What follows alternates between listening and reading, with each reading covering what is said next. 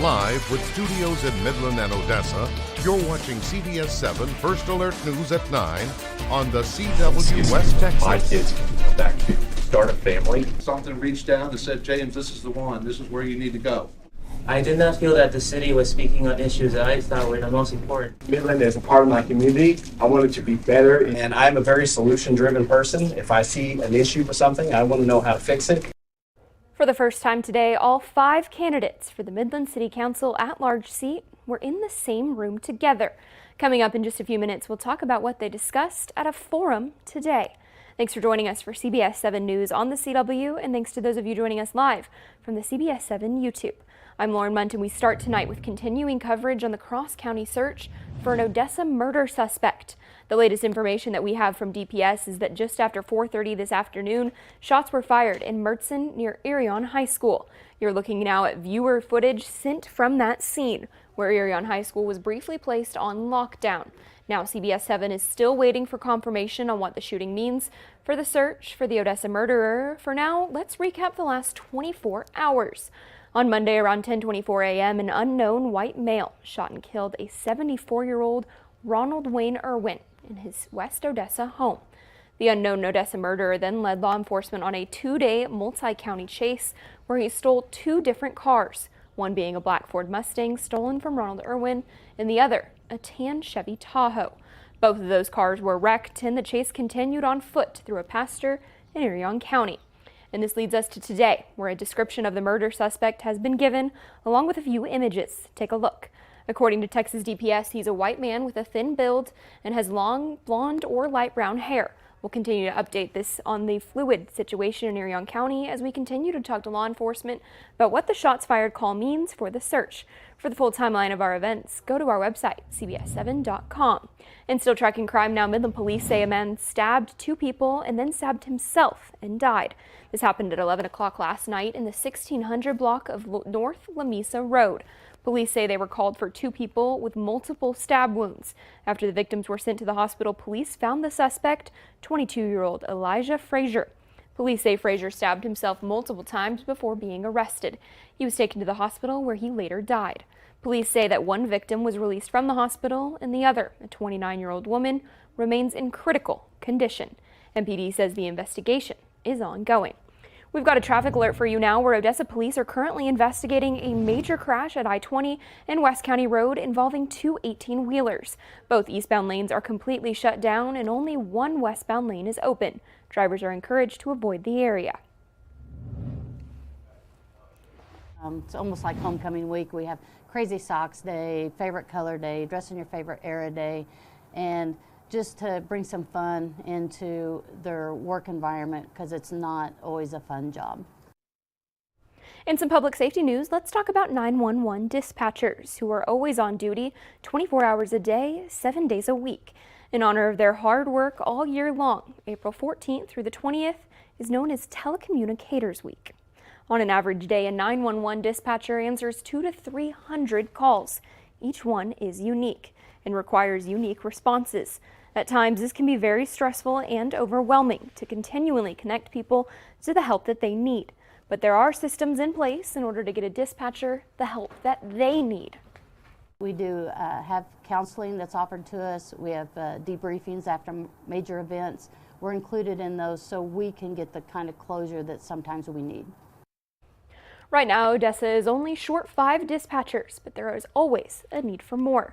We're going to take a pause now and talk your weather forecast with Chief Meteorologist Tom Teefer-Teller. Tom, it's only Tuesday, but we've had a lot going on this week. What are we going to see the rest of the week? Well, we are going to see another warm up in our forecast before the threat of thunderstorms moves in with a cold front. Today we saw a little less wind out there, still some gusts upwards of 25 to 30 miles an hour. So not too bad there, as temperatures were about, I want to say, a little cooler than what we saw the day before by about 5 to 7 degrees across the area.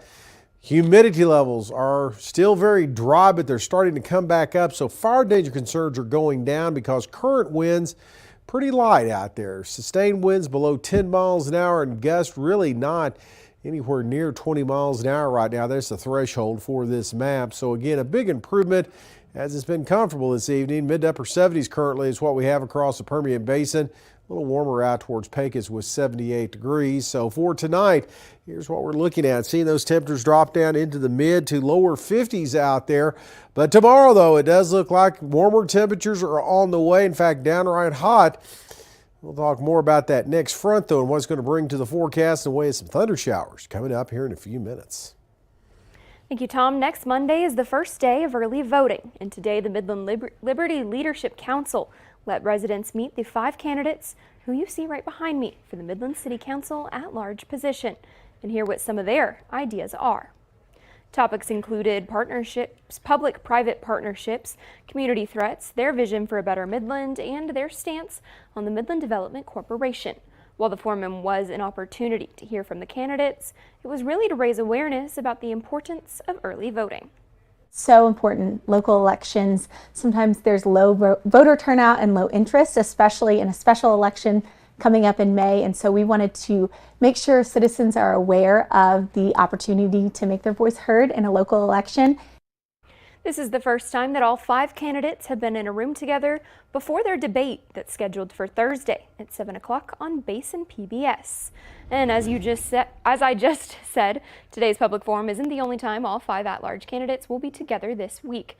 Those 5 men will be talking about their goals in a debate on Basin PBS this Thursday, April 18th. CBS7's Mary-Kate Hamilton will be moderating that debate. And if you miss it, don't worry. You can catch it again on KWWT My 30, Tuesday, April 30th at 7 p.m. And as the 2024 election inches closer, polls show a significant chunk of voters are unenthusiastic about the rematch between President Biden and former President Trump. But will that keep them from home when Election Day rolls around? With less than 6 months to go, Natalie Brand checks in with the independent voters who could help decide the election. Inside this Northern Virginia coffee shop of blended views, almost everyone we spoke to had the same feeling about the impending presidential election.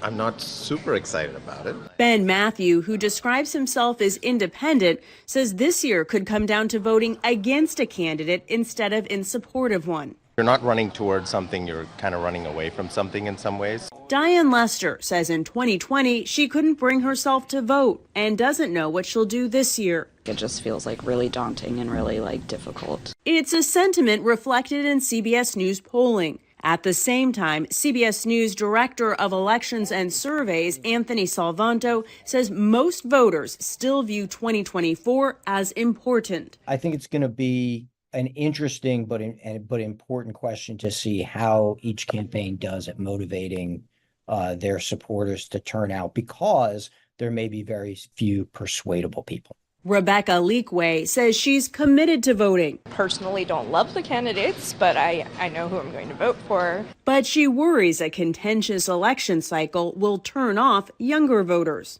I hope that they realize that it's important either way, and sometimes the choice is not a great choice, but you still live in a country where you have the power to make that choice, and you should take advantage of that. Voters who spoke with us also have a message for the political parties. Both sides need to have more empathy and understanding for the other side and be willing to compromise. Otherwise, we don't move forward. We need to make sure that we have a leader in office that's going to represent all the people. Hoping a future with a little less polarization could restore some enthusiasm for the next presidential election cycle. Natalie Brand, CBS News, Loudoun County, Virginia. Looking in the community now, Far West Coffee in downtown Midland is helping to establish a big city feeling. It's a bite-sized version of the main location on Cuthbert Avenue. Far West Coffee began as a pop-up in 2017, and they got their first storefront in 2020. And they've now opened a second location at the Summit Building downtown. The owner, Christopher Benninghoff, wants his shop to bring the same welcoming vibes that you would find in a bigger city. With Midland changing very quickly and growing very quickly, and the demographic, at a younger pace, we want to offer something that you would be used to seeing in a bigger city, or offer something that you'd be used to seeing on a corner neighborhood. The new downtown location is at 300 North Marinfield, and it's open Monday through Friday from 7 a.m. to 3 p.m. They carry all the same drinks and menu items that people can find at the main location. And mark your calendar, because the Permian Basin is hosting the Special Olympics Texas Fall Classic for the first time in history. For the past 13 years, the event was held in College Station, but now Midland and Odessa venues will be hosting the events. Over the past 7 years, the event has grown from 22,000 people involved to 60,000, and an estimated 2,500 volunteers will be needed when the event takes place in October. If you've never been a part of it, you've heard of it, you have an idea of what Special Olympics is, people feel good about the name, but when you get there, it's life-changing, the emotion, the challenge you see people facing and what they're overcoming and how that changes you as a person is just the most powerful thing you'll ever be a part of. The goal is to have as many volunteers as there are athletes. So if you would like to volunteer, you can find information on the Texas Fall Classic. Just visit our website, CBS7.com. And let's talk some local sports now with a free event that is less than a week away. That's Texas Tech's spring football game. The Red Raiders are coming to Midland for the first time since 2019. And a few things have changed since then. This year, there will be 2 teams chosen, and they're led by running back Taj Brooks and quarterback Baron Morton. Now, you might recognize that last name. That's because his dad was the former head coach for the Midland Lee Rebels. It's fun. You know, you get some trash talking between everybody, between the players and the coaches. And we've had a really good spring. The spring game is really for the players, and so we wanted to have some fun with it. There are 2 other players on the roster who can treat this game like a homecoming. That's Trent Lowe, a linebacker who graduated from Midland Lee in 2020, and Wesley Smith, a linebacker who graduated from Midland Legacy in 2022. Wesley Smith's really excited. You know, he's a guy that's had a great spring coming back from injury. You know, Trent Lowe, I'd love for him to be able to go, but he's not fully released yet. I mean, he's starting to do some individual stuff, but you know, it'd be good. But those guys are really excited to come back home and be in front of the home crowd. Kickoff for the Red Raider spring game is this Saturday at 1 p.m. at Astound Broadband Stadium. And like I said earlier, it's free admission for all fans. And still ahead, a 42-year-old man is now facing multiple charges after a deadly semi-truck crash last week. We've got those details and more in your news across Texas up next.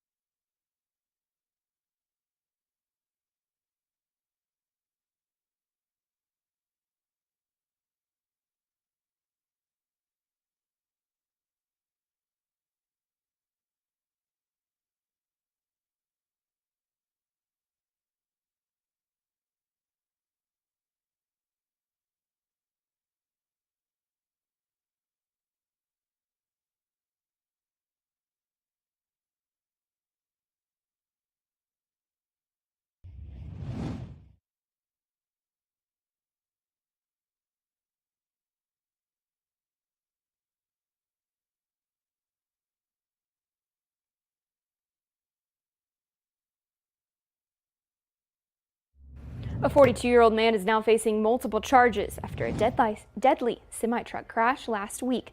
Texas authorities on Monday announced aggravated assault charges with a deadly weapon against Clennard Parker.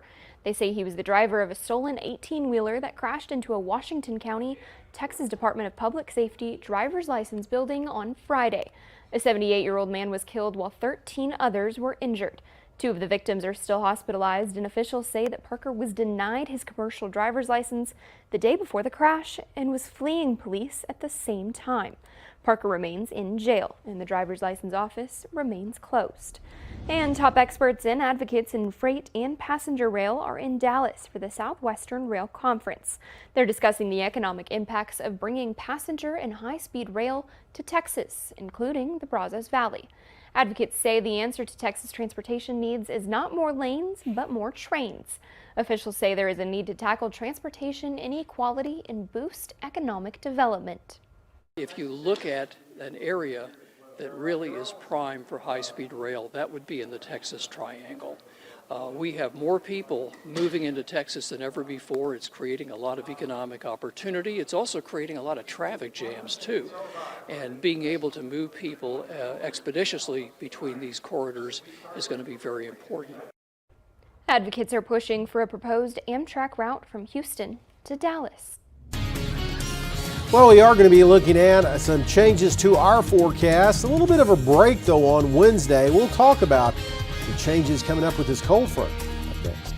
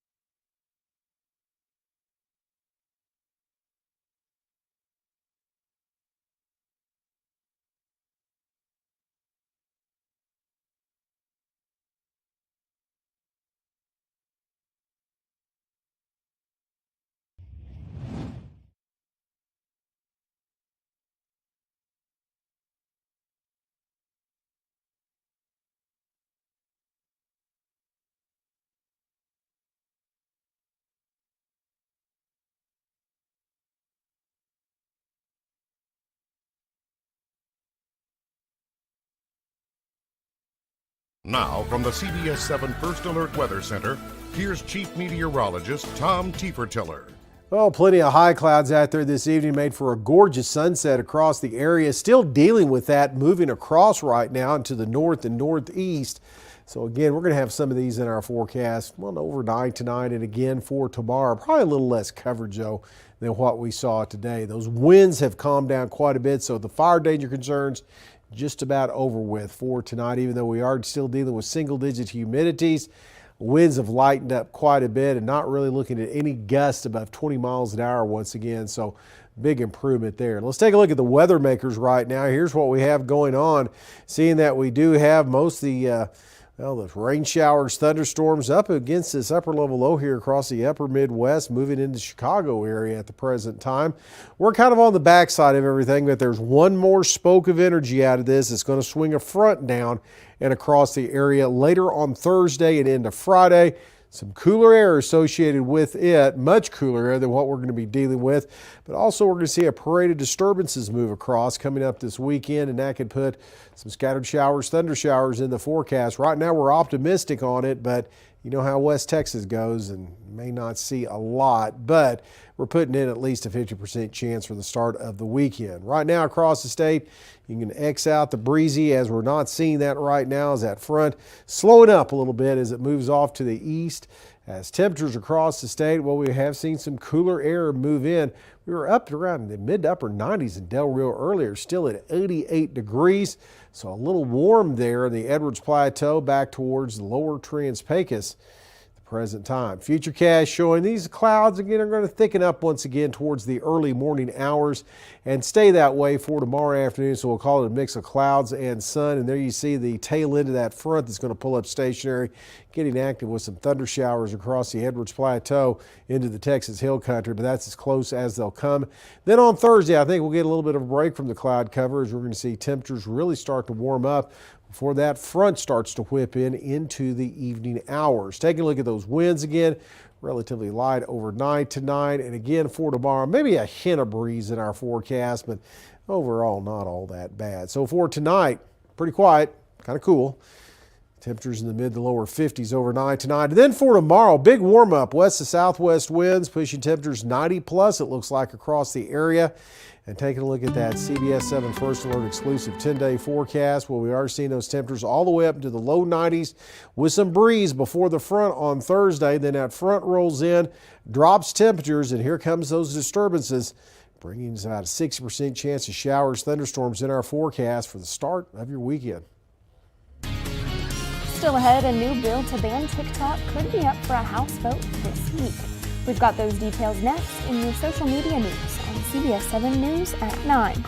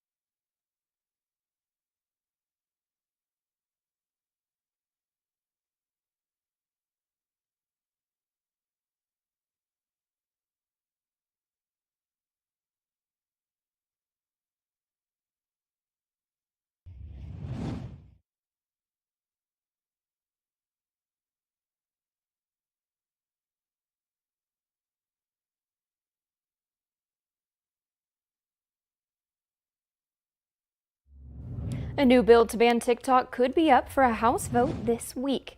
Now, it's a little different than the one the chamber passed last month with strong bipartisan support. Sources say that this time the ban is tucked into a set of 4 separate bills, and they address Democrats' foreign and aid priorities.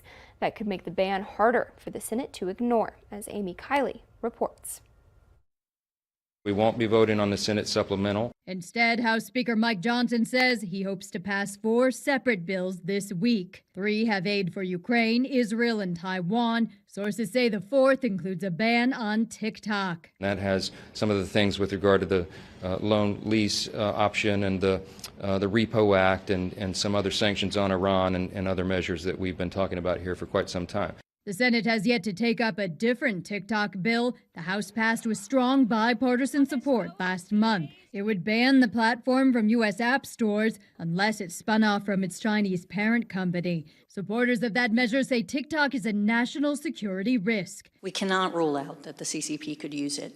TikTok says about 170 million Americans use the platform. Banning it faces opposition. You are voting against my small business. You are voting against me getting a slice of my American pie. This is where entertainment happens. This is where the commentary and analysis of entertainment world happens. This is where education happens. The House bills could hold some appeal for Democrats. They've been trying to pass foreign aid for months. But the White House prefers a Senate package that does not ban TikTok. What we want to see is that bipartisan national security supplemental that passed overwhelmingly 70-29 in the Senate.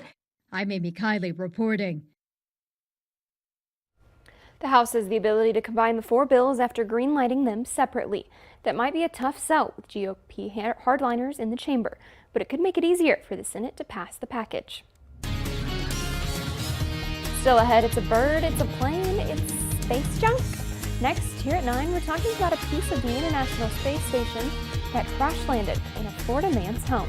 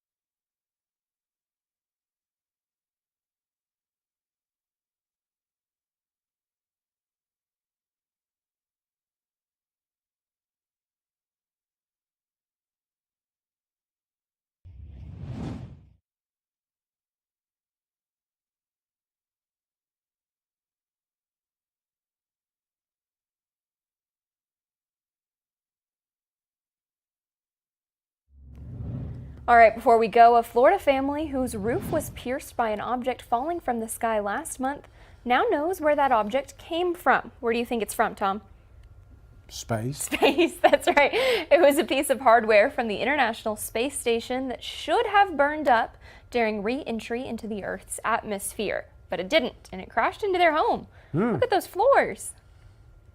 It was a cylindrical-shaped metal object weighing about 2 pounds. It's So it's only about 2 pounds, but that thing came in fast. Yeah. That caused some damage. Acceleration of gravity is pretty zippy. It was determined to be a stanchion that was used to mount batteries onto the cargo pallet of the space station.